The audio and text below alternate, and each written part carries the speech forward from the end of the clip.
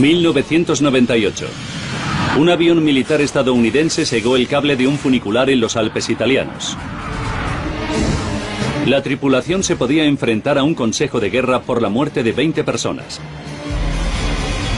Los investigadores debían descubrir cómo un vuelo de prácticas rutinario pudo terminar en catástrofe. ¿Fue un accidente causado por fallos instrumentales o el resultado de un poco de diversión? Había serias sospechas de que el ejército de los Estados Unidos quisiera proteger a los suyos a toda costa. Por primera vez, el navegante del avión cuenta su historia. Para ellos no era un accidente del cuerpo de marines, sino una masacre de altos vuelos en la nieve. Los desastres no ocurren sin más, son una cadena de acontecimientos críticos. Vamos a desenmarañar todas las pistas y a analizar esos últimos segundos catastróficos. Segundos catastróficos, choque en los Alpes. 1998, 3 de febrero, 15 horas y 13 minutos.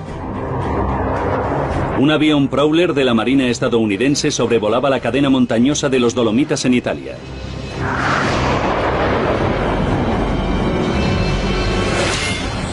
La tripulación supo de inmediato que había chocado contra un cable. ¡Asciende, asciende, asciende! El piloto tomó medidas de emergencia.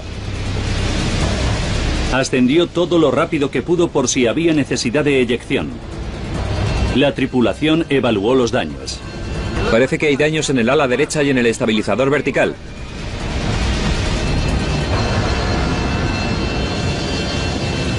Para más problemas, estaban perdiendo mucho combustible. Sabían que un cable puede derribar a un avión y estaban a 90 kilómetros de la base aérea. El capitán Ashby era un piloto con mucha experiencia, pero había muchas posibilidades de que no lo consiguiera. El vuelo se inició en el norte de Italia como una misión rutinaria de formación de la base aérea de Aviano.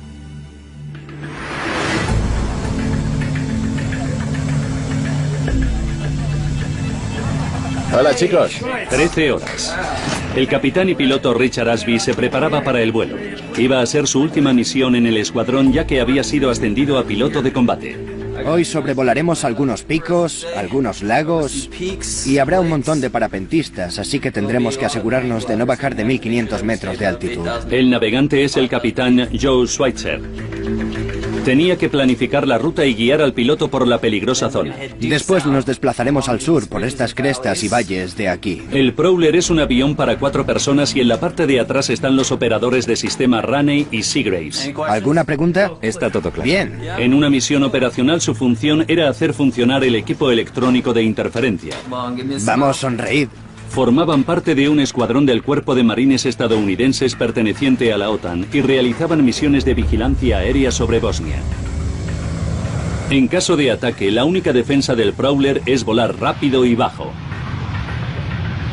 Y eso es lo que iban a practicar ese día. Me encantaba volar a poca altitud porque es cuando de verdad hacía mi trabajo. Podía controlar parte del vuelo y me encantaba esa parte. Me gustaba interpolar esas cosas, conocer la zona y hacerlo bien. 14 horas y 35 minutos. El Prowler identificaba el vuelo EZ-01 y se preparaba en la pista. EZ-01, vía libre para despegue.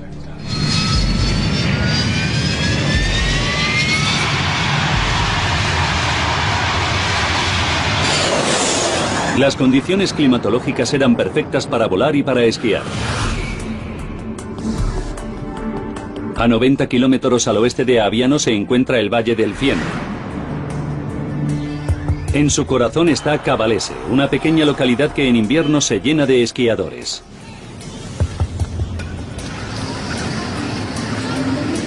Es muy popular entre familias de toda Europa. 14 horas y 45 minutos. Había salido el sol. El clima era perfecto y las pistas estaban llenas. 14 horas y 52 minutos. El vuelo EZ-01 tenía orden de no volar a menos de 305 metros sobre el nivel del suelo.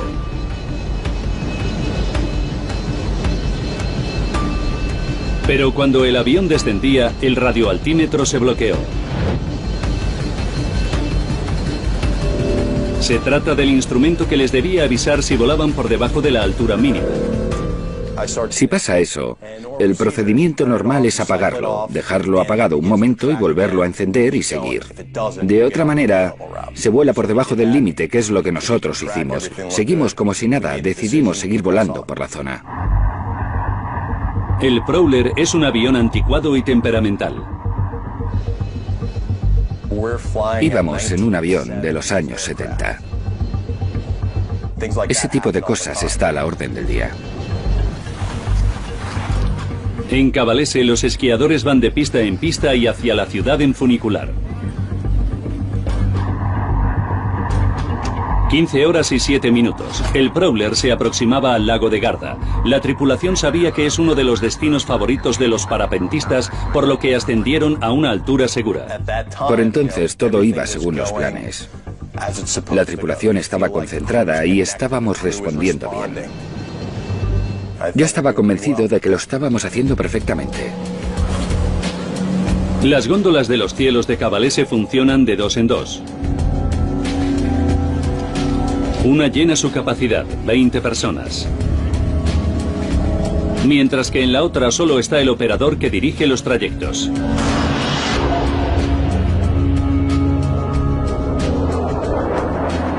El EZ-01 llegaba al Valle de Fiemme.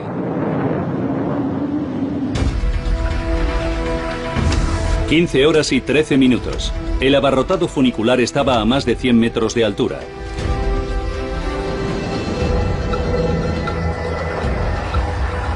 Todo parecía ir bien a esa altitud. Como navegante miré a mi alrededor para saber en qué parte del valle estábamos exactamente. Cuando miré hacia abajo vi el lago que estaba buscando. Y cuando miré hacia arriba, de repente vi un cable en mis narices. El avión chocó contra el entramado de cables a más de 870 kilómetros por hora. La colisión cegó el cable de 6 centímetros de grosor. El sonido del avión siniestrado retumbó por todo el valle. La gente que estaba en la zona sabía que había pasado algo grave. Miramos al cielo y vimos un avión que volaba en vertical hacia el cielo. Y todavía recuerdo cómo ardían los 2 motores traseros. En el Prowler la tripulación no sabía con qué tipo de cable había colisionado, pero sabían que su avión había sufrido graves daños. Y de repente miramos el ala y nos quedamos helados. Era como si una sierra hubiera cortado un cuarto del avión. Y creo que la mejor manera de describirlo es como si te siguieran 10 o 15 serpientes de cascabel y tuvieras que cogerlas a todas para poder sobrevivir.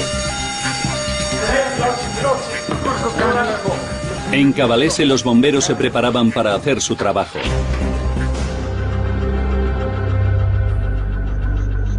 Los equipos de bomberos se preparaban para trabajar en la devastación que había causado la colisión de un avión. Pero incluso ellos se sobrecogieron con lo que vieron al llegar. Vimos el funicular en el suelo. Había cables por todas partes y una gran mancha de sangre alrededor. En altura, la tripulación del Prowler luchaba por mantenerse en el aire sin ser conscientes de la devastación que habían provocado en tierra. Habíamos sufrido graves daños en el avión. Habíamos perdido el sistema hidráulico y el piloto tenía problemas con los controles de vuelos. El avión estaba en serio peligro.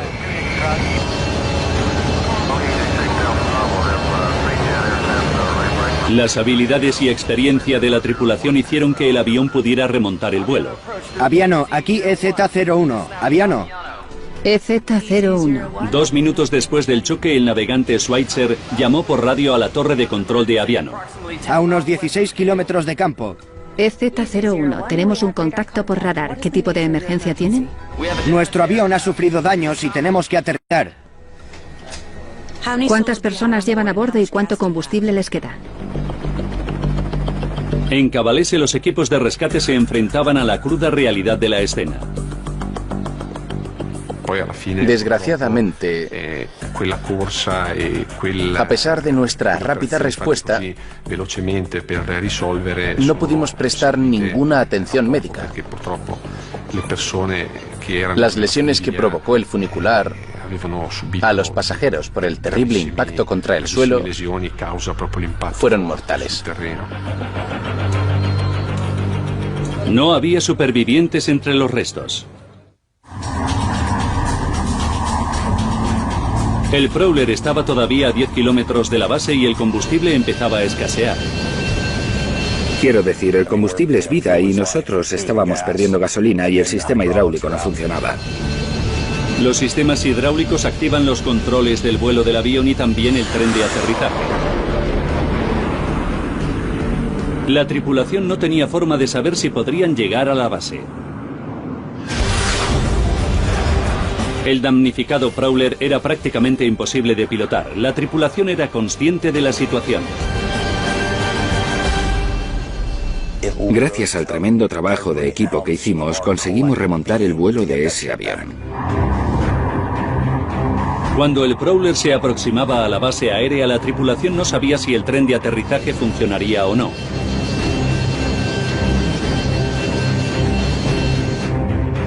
Necesitaban que la torre de control hiciera una evaluación visual inmediata.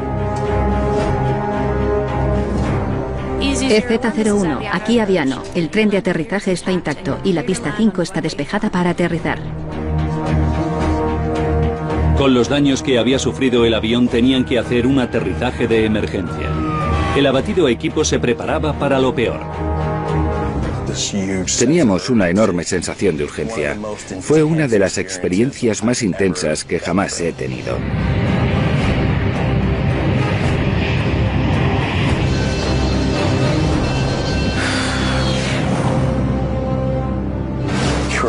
Pero estás feliz. Feliz de estar vivo. Fue casi como si hubiéramos convencido al avión de que aterrizara. Y cuando bajamos del avión vimos a los equipos de rescate de las fuerzas aéreas preparados para ocuparse del avión y entonces pensamos, ¿qué ha pasado? La tripulación sabía que siniestrar un avión de millones de dólares era serio. Pero las cosas eran incluso peores. Nuestro comandante llegó y nos dijo, mirad, no sé cómo deciros esto. Habéis segado un cable de funicular y han muerto 14 personas. Y creo que ese ha sido el peor momento de mi vida. Y por decirlo de alguna manera, me destrozó el corazón.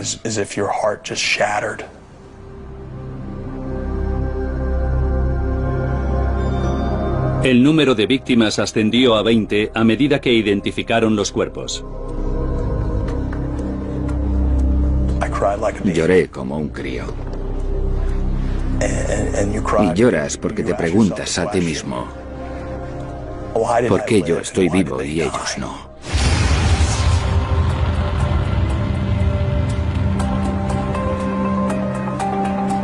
A la mañana siguiente, el accidente se había convertido en noticia internacional. Las 20 víctimas eran de 6 países diferentes.